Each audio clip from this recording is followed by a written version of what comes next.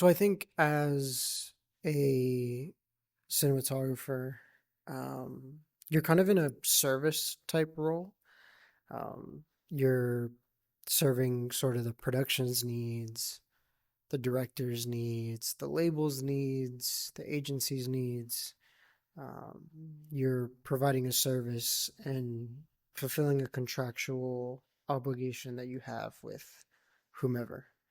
Um, and because you're sort of assigned to do a task similar to the way a plumber would or a an electrician, that sort of thing.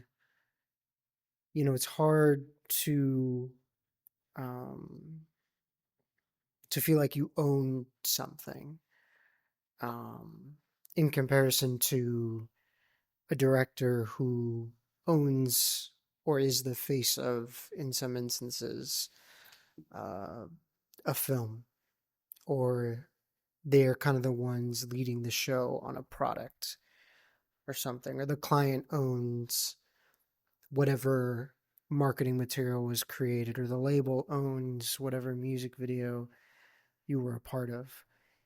And I think that sort of makes me feel. Uh, I think what I've discovered is that you don't really own, or you can't really have possession of a project in the same way. That isn't to say that I'm not saying this as a way to dismiss, the crew that's contributed to these things, but um,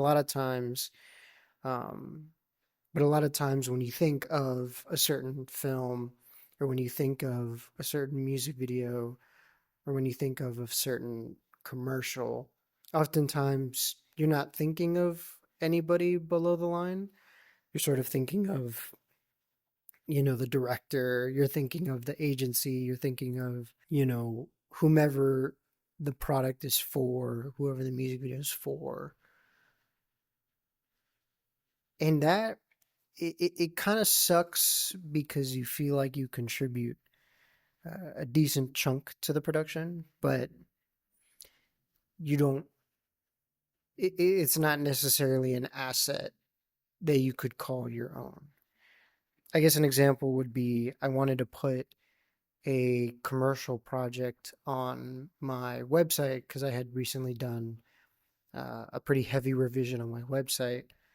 And in talking with, the director and the agency people, uh, I had forgotten that part of my contractual obligation was that they maintain full ownership and that there would be no other interpretation or other versions of the commercial anywhere else beyond their intended deliverable. So, like, beyond their social medias or beyond like their website, for example, the commercial is not allowed to exist. And that kind of sucks because it was like a really cool commercial that I did at the beginning of this year, and I was really happy with it. But because ownership, I am not allowed to put it anywhere on my website. I can send a link to it if I'm like bidding for a job. I can send a link to it, but I can't necessarily uh, claim it as something that I've worked on, which really sucks because there's a lot of incredible people involved, and I wanted to put it on my website because I take pride in it. And here's the thing, um I don't want to direct. I've never been motivated to direct anything. I've never felt compelled to tell stories in that way. And I'm not saying this to say that I want ownership over someone else who rightfully is the owner of something or is entitled to ownership of something. That's not what I'm saying at all. I mentioned those previous things just to sort of give context in my own experience. Um, like I don't care to own something in that way. I guess a better way to phrase this sort of discussion is I want something that's mine. And I think with art, that's inherently difficult because I think once you make something public, it's not yours anymore. I think for the moments right before a commercial goes live or right before a music video goes live, right before whatever the product is public, it's no longer yours. It's the public's now. It's up to them to make an interpretation of the value of it and that sort of thing. Um,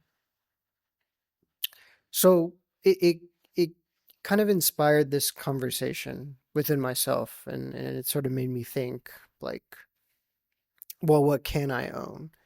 If not these things, these commercials or these films, where I don't feel compelled to direct or have any sort of ownership or stake in that way. What's another way that I can feel like I own something um, in this sort of filmmaking realm? And there's a few things that I've sort of thought of, both tangible and intangible items. I feel like number one is kind of the most obvious equipment. It makes me, it there's been a lot of different discussions about whether gear ownership is like a valuable thing or if it's just kind of one of those things that's like, we'll have production foot the bill and they'll rent whatever.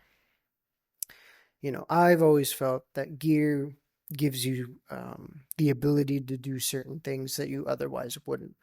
An example would be I recently bought an SR2, an Airy SR2, which is a really cool thing to be able to do for the fact that I now am able to bring 16 millimeter to a lot of jobs that I otherwise wouldn't be able to with my Bolex.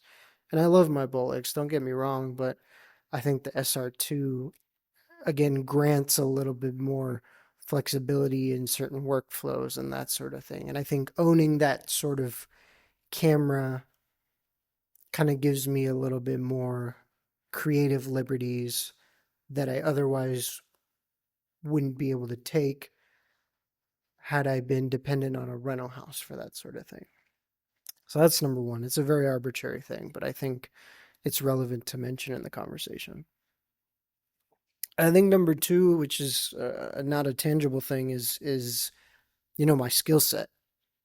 Um, Anybody can take any of the same material. You and I could take the same piece of material, the same script, the same actors, the same crew, even, and ultimately we're going to interpret that information differently. Maybe there's something different that we want to say visually, whether it's lighting or the lens choices, that sort of thing.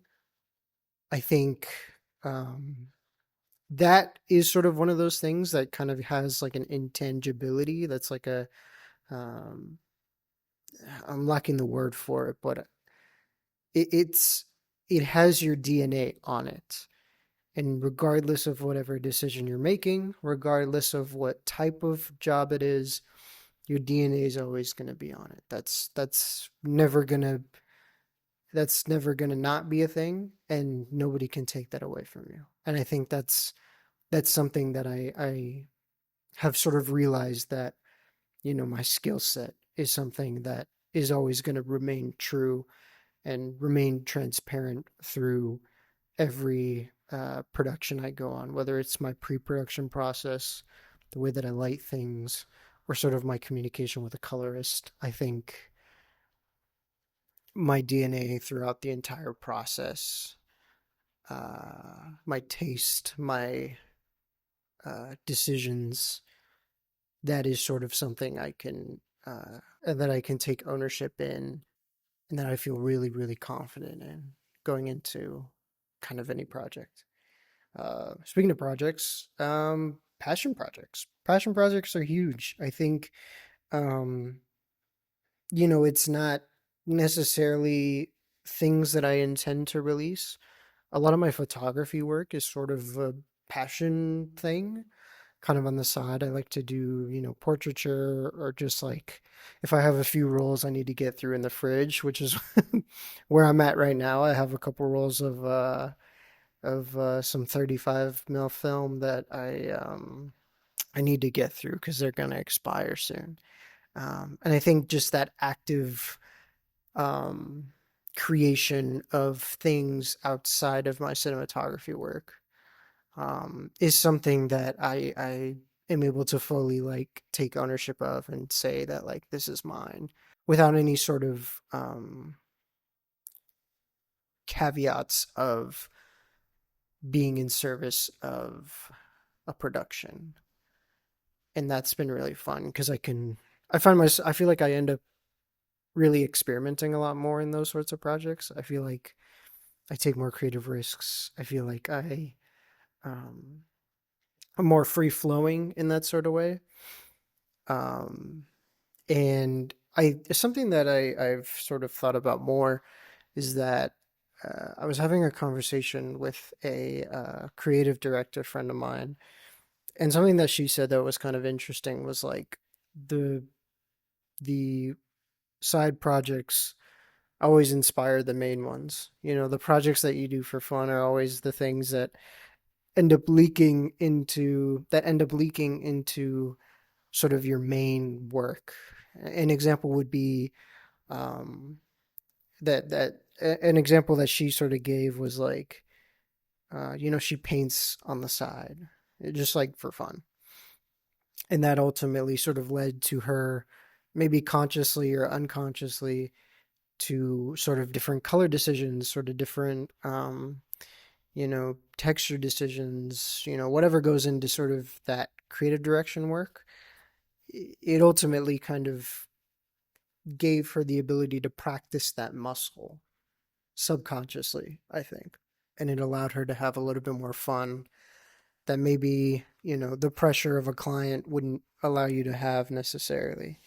Um, and I'm working on a few passion projects right now, and that are just kind of centered exclusively on just visual elements. I guess the best description would be like little vignettes. I don't want to say too much about it yet because I'm not quite ready to release them, but I agree with her point that I think in those creative exercises, I've had a really fun time and I've really enjoyed the work that I've gotten to do. And I think it's been really fun. And I just being able to sort of free ball and being able to sort of experiment with a couple different things and that sort of thing.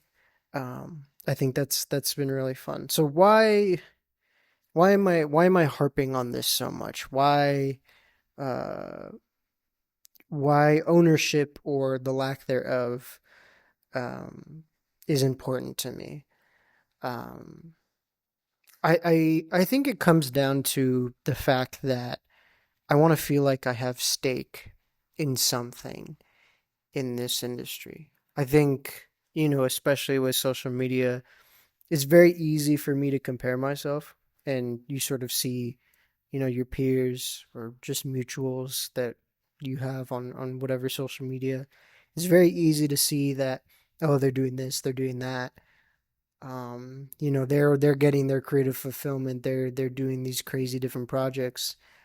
Um, why aren't I, or why can I not um, be as creatively fulfilled as they are? Um, and I'm looking at a bunch of different people from, all the way up from director types to like camera utility. I'm looking at all these different things, and it's hard to look at what people are doing and think, um, I want to have a stake in this industry. I want to be able to um, cement myself in a way that's intangible and in a way that's uh, impactful to sort of my peers and that sort of thing.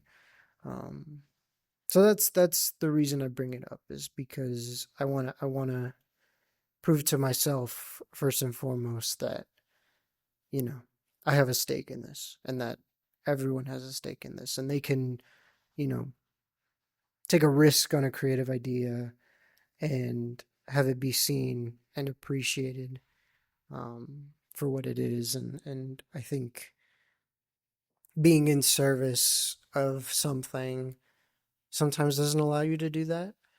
And I think if we have things that we own or different side projects that we can call our own, I think really can allow us to cement an identity and some, you know, fun creative output.